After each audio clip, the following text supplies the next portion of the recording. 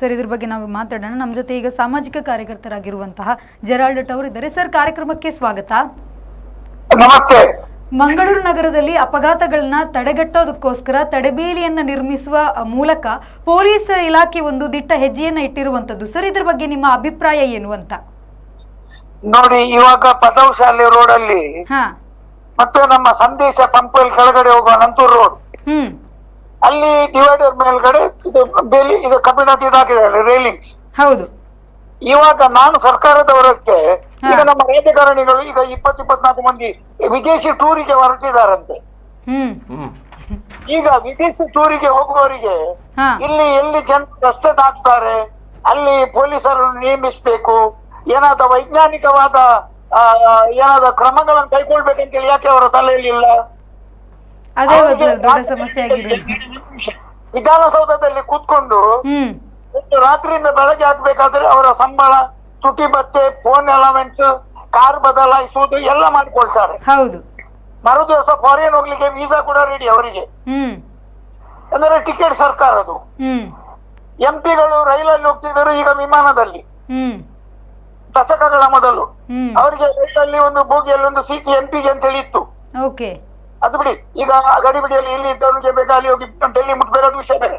ಈಗ ಈ ಕಬ್ಬಿಣದ ಇದು ನಮ್ಮ ರೇಲಿಂಗ್ಸ್ ಹಾಕಿದ್ದಾರೆ, ಅದು 4-5 ವರ್ಷದಲ್ಲಿ ತುಕ್ಕಿಟ್ಟು ಬಗ್ಗಿ ಕೆಳಗೆ ಬಿದ್ದರೆ ಅದು ದ್ವಿಚಕ್ರ ವಾಹನಗಳಿಗೆ ಡೇಂಜರ್ ಅಲ್ಲ? ಹೌದು. ಅದಲ್ಲದೆ ಮೊನ್ನೆ ಕೆಪಿಟಿ ಹತ್ರ ಮಧ್ಯದಲ್ಲಿ ಆ ಡಿವೈಡರ್ ಇದ್ದದ್ದು ಅಲ್ಲಿ ಇದು ಅಡ್ಡ ಕಟ್ಟಿದರು, ಅದಕ್ಕೆ ದಾಟಬಾರ್ದು ಅಂತ ಹೇಳಿ. ನಾನು ಸೂಕ್ಷ್ಮವಾಗಿ ಗಮನಿಸಿದವ, ಅಲ್ಲಿ ಯಾರು ಸಾವು ನೋವಾಗಿಲ್ಲ. ಇವರ ಮುಟ್ಟವರ ಹೊಂಡ ಗುಂಡಿಗಳಿಂದಾಗಿ ಎಷ್ಟೋ ಮಂದಿ ಸತ್ತಿದ್ದಾರೆ. ಹೌದು. ಈಗ ಅಲ್ಲಿ 400 ಮನೆ ಇರುವಾಗ ಮಿನಿಮಮ್ ಆ ವ್ಯಾಸನಗರ, ಕೆಪಿಟಿ ಹತ್ರ, SK ಬಿಲ್ಡರ್ಸ್ ಮತ್ತೆ ಒಳಗಡೆ ಎಲ್ಲ ಅದು ಮತ್ತೆ ಹೊರಗೆ ಬರ್ತದೆ, ಅಷ್ಟು ಮನೆ ಇರುವಾಗ ಅಲ್ಲಿ ಇವರಿಗೆ ಡಿವೈಡರ್ಗೆ ಅಡ್ಡ ಕಟ್ಟಿದ್ರೆ ಅವ್ರು ಎದುರು ತಿರುಗಿಕೊಂಡು ಬರುವಾಗ ಪೆಟ್ರೋಲಿಗೆ ಹಣ ಯಾರು ಕೊಡ್ತಾರೆ? ಇವರ ಅಪ್ಪ ಕೊಡ್ತಾರ? 70-60 ರೂಪಾಯಿ ಇದ್ದದ್ದು ಈಗ ಪೆಟ್ರೋಲಿಗೆ 100 ರೂಪಾಯಿ. ಹೌದು. ಅವನು 200 ಮೀಟರ್ ಎದುರು ಹೋಗಿ ತಿರುಗಿ ಬರ್ಬೇಕು, ಯೂ ಟರ್ನ್ ಮಾಡಿ. ಆಯ್ತೆ, ಅದರ ನಂತರ ಎಮರ್ಜೆನ್ಸಿ ಒಂದು ಆಂಬ್ಯುಲೆನ್ಸ್ ಬರ್ಬೇಕಾಗ್ತದೆ ರಾತ್ರಿ, ಅಥವಾ ಒಂದು ಫೈರ್ ಸರ್ವಿಸ್ ಬರ್ಬೇಕು ಆ ಕಾಲೋನಿಗೆ. ಹೇಗೆ ಬರುದು? ಇವರು ಅಡ್ಡ ದಂಡ ಕಟ್ಟಿದ್ದಾರೆ. ಅದರ ಮೇಲೆ ಅಲ್ಲಿ ಪ್ರತಿಭಟನೆ ಮಾಡಿದವರ ಮೇಲೆ ಕೇಸ್ ಅಂತೆ. ಹೊಂಡ ಗುಂಡಿಯಿಂದ ಇಷ್ಟು ಮಂದಿ ಸತ್ತಿದಾರಲ್ಲ, ನಮ್ಗೆ ಅಷ್ಟು ಪುರ್ಸೊತ್ತಿಲ್ಲ. ನನ್ನ ಪ್ರಾಯದ ಕೂಡ ನನಗೆ ಇದೊಂದು ಸಮಸ್ಯೆ. ಆಕೆ ಹೇಳಿದ್ರೆ ಆಕೆ ಹಾಕ್ತಿದ್ದೆ. ಇದು ಎಷ್ಟು ಹೊಂಡ ಗುಂಡಿಗಳಿಂದ ಎಷ್ಟು ಮಂದಿ ಸತ್ತಿದ್ದಾರೆ, ಯಾವ ಇಲಾಖೆ ಮೇಲೆ ಇವರು ಕೇಸ್ ಹಾಕಿದ್ದಾರೆ ಪೊಲೀಸರು? ಸರಿಯಲ್ಲ ಸರ್. ರಸ್ತೆ ಅಂತ ಬಂದಾಗ ಹೆದ್ದಾರಿ ಇಲಾಖೆಯವರೇ ಮಾಡ್ಬೇಕಾಗಿರುವಂತಹ ಕೆಲಸ. ಸೊ ಇಲ್ಲಿ ಸಮಸ್ಯೆ ಏನಾಗಿದೆ, ಜನಪ್ರತಿನಿಧಿಗಳು ಹೋಗಿ ಹೇಳ್ಬೇಕು. ಸೊ ಇದನ್ನ ಮಾಡ್ಬೇಕಾಗಿರೋರು ಜನಪ್ರತಿನಿಧಿಗಳಲ್ವಾ ಸರ್? ಅಲ್ಲ, ಜನರು ಇವರಿಗೆ ಎಚ್ಚರಿಕೆ ಕೊಡುವಾಗ ಜನರ ಮೇಲೆ ಯಾಕೆ ಕೇಸ್ ಹಾಕ್ತಾರೆ ಇವರು? ನಾನು ಇವರು ಅನಿರುದ್ಧ್ ಅಂತ ಹೇಳಿ ಒಬ್ರು ನ್ಯಾಷನಲ್ ಹೈವೇ ಆಫೀಸರ್ ಇದ್ರು, ಅವರ ಮೇಲೆ ನಾನು ಕದ್ರಿ ಠಾಣೆಯಲ್ಲಿ ಕಂಪ್ಲೇಂಟ್ ಹಾಕಿದ್ದೇನೆ ಹೊಂಡದ ಬಗ್ಗೆ. ಜನರು ಮಾಧ್ಯಮದ ಮುಖಾಂತರ ನಾನು ಕರೆ ಕೊಡ್ತೇನೆ, ಜನರೇ ಹೋಗಿ ಇಲಾಖೆ ಮೇಲೆ ಪೊಲೀಸ್ ಕಂಪ್ಲೇಂಟ್ ಕೊಡ್ಲಿ. ನಮ್ಮ ದೇಶದ ಸಂವಿಧಾನ ಪ್ರಕಾರ, ಮೇಡಮ್ ಒಂದ್ ನಿಮಿಷ, ನಮ್ಮ ಸಂವಿಧಾನ ಪ್ರಕಾರ ಜನರಿಗೆ ರಕ್ಷಣೆ ಕೊಡುವ ಹಕ್ಕು ಸರ್ಕಾರದು. ಹೊಂಡಗುಂಡಿಂದ ಜನರ ಪ್ರಾಣ ತೆಗೆಯುವುದಲ್ಲ. ಹೌದು ಸರ್. ಮನೆಯವರು, ಕುಟುಂಬದವರು FIR ದಾಖಲಿಸಬೇಕು ಡಿಪಾರ್ಟ್ಮೆಂಟ್ ಮೇಲೆ.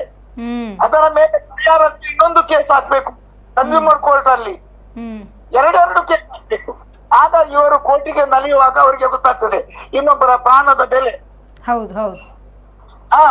ಇವರು ಬಾರಿ ನಮ್ಗೆ ಈಗ ಹೊಸ ಜನ ಕ್ಯಾಮರಾ ಎಲ್ಲ ಬಂದಿದೆ, ನಾನು ಹಾಕ್ತೇನೆ ಸಾಮಾಜಿಕ ಜಾಲತಾಣದಲ್ಲಿ.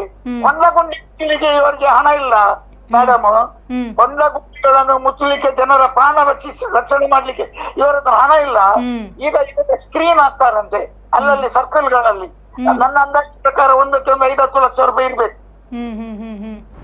10 ಕಡೆ ಹಾಕಿದರೆ 1 ಕೋಟಿ ಆಯ್ತು. ಹೊಂಡಗುಂಡಿಗೆ ಯಾಕೆ ಹಣ ಇಲ್ಲ ಇವರ ಹತ್ರ ಹೊಂಡಗುಂಡಿ ಮುಚ್ಚಲಿಕ್ಕೆ? ಮಳೆಗಾಲ ಜುಲೈಯಲ್ಲಿ ಯಾಕೆ ಆಗಿದೆ, August September October November December ಜನವರಿ 5 ತಿಂಗಳು ಕಳೆಯಿತು, 6 ತಿಂಗಳು. ಏನು ಹೊಂಡಗುಂಡಿ ಮಾಡ್ಲಿಕ್ಕೆ ಇವರಿಗೆ ಆಟ ಆಡಿಸ್ಬೇಕಾ? ಆರಕ್ಕೆದು ಆಟ, ಯಕ್ಷಗಾನ. ಇವರ ಹತ್ರ ಹಣ ಉಂಟಲ್ಲ ವಿದೇಶಿ ಟೂರಿಗೆ ಹೋಗ್ಲಿಕ್ಕೆ.